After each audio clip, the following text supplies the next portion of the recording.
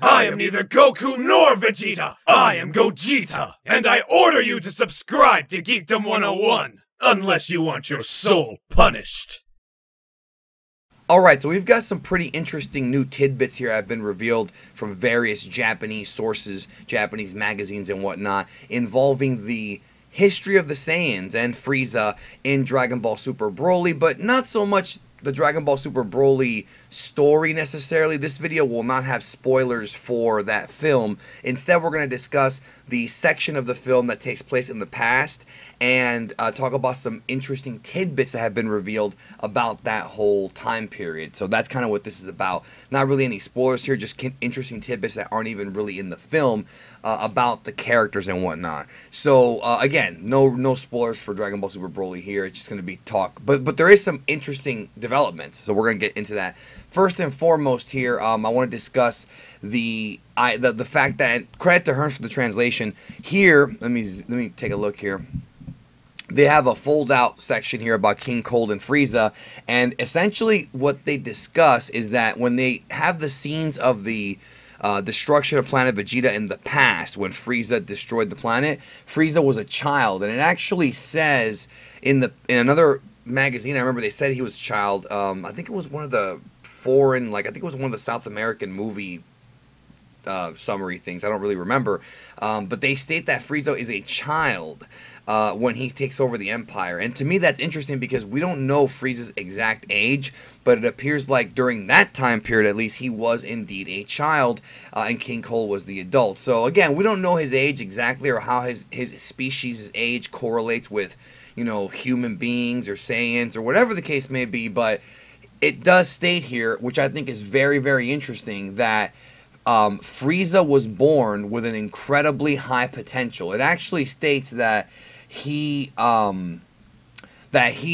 pretty much, when they found out just how powerful he was, how much potential he was born with, you know, King Cold decided that he would be the future of the Empire, which I think is an obvious thing. Now, some people have been sort of misinterpreting this, because basically the way that it was translated by Herms is it says that he was already more powerful and more cruel than the king, right, when he was born.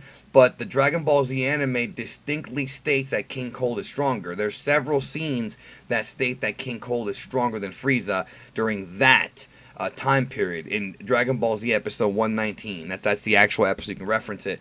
That being said, now they're saying that King Cold, that Frieza was already more powerful, but the way I'm interpreting that is he had more potential. And obviously he did have more potential because he wound up going on to unlock Golden Frieza and kind of figure out more about his species by doing that. Here's a quick close-up of the actual translation. You know, here's another look right here, and this is kind of what discusses. And this is from the Saikyo Jump Magazine. This is what goes into detail about what I just told you, and it actually says that that Frieza's genius for evil, that's the word that was actually used, made Cold want to immediately turn over the reins to his son. I do find it funny how they say genius for evil, not for destruction or for fighting, but for evil. He was very smart at being evil. There's another picture right there, and it also states here that, and we knew this before, but it's actually straight up told to us that Paragus was indeed a colonel. I had heard general, but either way, it's the same thing. He is a colonel of the King Vegeta high exalted, you know, empire, I guess you can say, of the Saiyans. So that makes, of course, King Vegeta's, you know, exile of Broly that much more painful. So in a way, even though Paragus, you know, it's a cruel revenge story, Paragus is still somebody who can be somewhat sympathetic. I mean, him and King Vegeta, you know, there was respect there, and King Vegeta kind of betrayed him, and you know, that to me is very interesting. Now, this to me is actually one of the more interesting, I guess you could call it a retcon, but it's more of a development of sorts, and that is the information that we have about the Scouters. So originally, okay, let's go back, and originally in a 2014 interview, Toriyama revealed that the Scouters were created by a scientist known as Gachin. Right, that was his, or no, not Gachin, Gichamu. I'm sorry, I don't know where I got Gachin from. I think it's a different game. Anyways, no, the guy who created the Scouters is known as Gichamu, And he basically modified them. You know, the Saurians had the original Scouters. It's implied that to be the case. And then basically what happened was, you know, the Gichamu, you know, would go in and, you know, modify them, you know, and of course the Saurians are the Tuffles in the dub.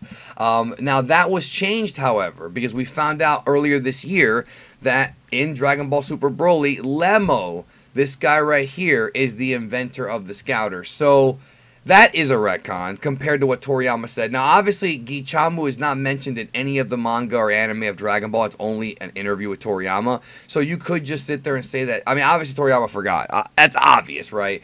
But you could just say, well, it never happened in the anime or the manga, so we don't even count it. It's up to you. But it does state that Lemmo did invent the Scouters. Also, this is very interesting right here. This is sort of new lore, I guess you can say. These are the original Scouters, where instead of having a Scouter that attached to your head, you know, like an eyepiece, instead you had these little sort of telescopes, right?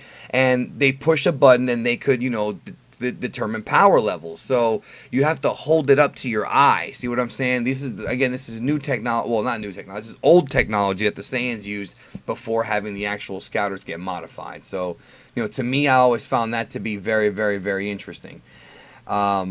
Yeah, that's pretty much it. There was a Dragon Ball Super special today, but it was just recap. They literally recapped episodes 130 and 131 and talked about the movie a little bit. There was very, very little in the way of new stuff. Like, really, like, just stuff from the trailers already, so there's not much to cover there. So I had a feeling it wouldn't be anything big. They just replayed the Jiren fight. All right.